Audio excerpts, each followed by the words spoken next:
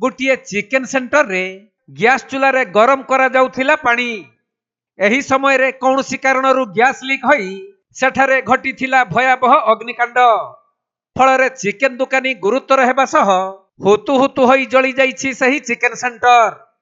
कंधमाल जिला बालीगुड़ा थाना बाटागुड़ा bus stop निकटरे थिबा रतन चिकेन सेंटर रे घटिछि एही परि अघटन। नियारे पुड़ी होई चिकेन दुकानी शरीरर हाथ गुड़ और मुहर प्राय 40 रु अधिक भाग पुड़ी जाइछि। गुरुतर होइथिबा दुकानी जनक बाटागुड़ार रतन दिगाल। सेपटे चिकेन दुकान रे अग्निकांड घटिथिबार देखि स्थानीय लोक माने दौड़ी आसी रतन को उद्धार करबा सह दुकान रे लागिथिबा निया को मध्य आयत्त करिथिले। परे गुरुतर अवस्था रे रतन को प्रथमे बालीगुड़ा मेडिकल को निया जाइथिले भी तांको अवस्था अति गुरुतर थिबारु पुणी फुलबाणी मुख्य चिकित्सालय को स्थानांतरित करा जाइथिबा जणा पड़िछि।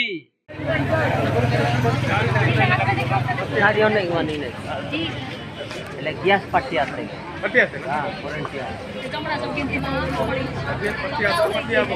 पट्टी आते